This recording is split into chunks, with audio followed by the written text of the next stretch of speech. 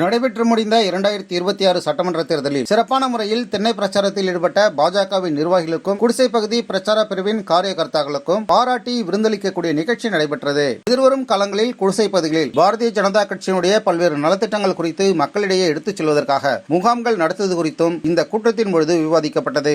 இந்த நிகழ்வின் பொழுது பாரத பிரதமர் நரேந்திர மோடி அவர்களின் மனதின் குரல் நிகழ்ச்சியை வருகை தந்திருந்த பாஜகவின் நிர்வாகிகள் மற்றும் காரியகர்த்தாக்கள் கண்டுகளித்தனர். பாரதிய ஜனதா கட்சியினுடைய குடிசை பிரிவு பிரச்சாரத்தின் தலைவரும் பாரதிய ஜனதா கட்சியினுடைய வர்த்தக பிரிவினுடைய மாநில செயலாளரும் ஆகிய கோடம்பாக்கம் சக்திவேல் அவர்கள் இந்த நிகழ்ச்சிக்கான ஏற்பாடுகளை செய்திருந்தார்.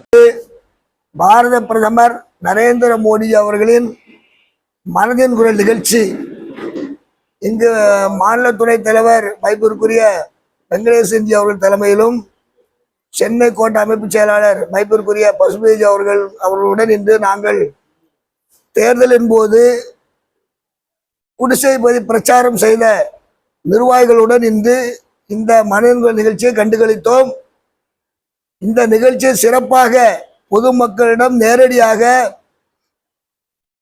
நமது கட்சியின் நலத்திட்டங்களையும்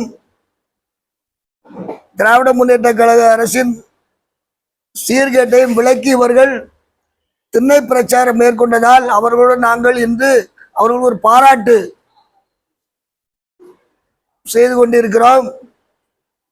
இந்த நிகழ்வுக்கு வந்த அனைவருக்கும் நன்றி, வணக்கம். இந்த நிகழ்வில் மாநில துணைத் தலைவர் திரு மா வெங்கடேசன், சென்னை கோட்ட பொறுப்பாளர் திரு பசுபதி ஜி, வர்த்தக பிரிவினுடைய மாநில செயலாளர் திரு லட்சுமி நரசிம்மன் அவர்கள், மாநில சோசியல் மீடியா பொறுப்பாளர் திருமதி நளினி, மயிலாப்பூர் திரு செம்மலை சேகர், திருமதி சத்யா, சென்னை மேற்கு மாவட்ட பொதுச் செயலாளர், சென்னை கிழக்கு மாவட்டம் திரு துளசி அவர்கள், எழும்பூர் திரு சந்திரசேகர் அவர்கள், திரு சுந்தர் அவர்கள், திரு விஜயகுமார் அவர்கள், திரு ரத்னகுமார் அவர்கள் மற்றும் திரு பிரகாஷ் அவர்கள், திரு பாலாஜி ஆகியோர் இந்த நிகழ்வில் கலந்து கொண்டு நிகழ்வை சிறப்பித்தனர். இந்த பாராட்டு விழாவின் பொழுது குடிசை பகுதிகளில் பிரச்சாரத்தில் ஈடுபட்ட காரியகர்த்தாக்கள் தங்களின் அனுபவங்களையும் எதிர்காலத்தில் குடிசை பகுதிகளில் மேற்கொள்ள வேண்டிய பிரச்சார நுணுக்கங்கள் குறித்தும் மத்திய அரசின் நலத்திட்டங்களை எடுத்துரைக்கும் விதமாகவும் அதனை பெற்றுத்தரும் விதமாகவும் பகுதிகளில் முகாம்களை அமைப்பது பற்றியும் விவாதித்தனர்.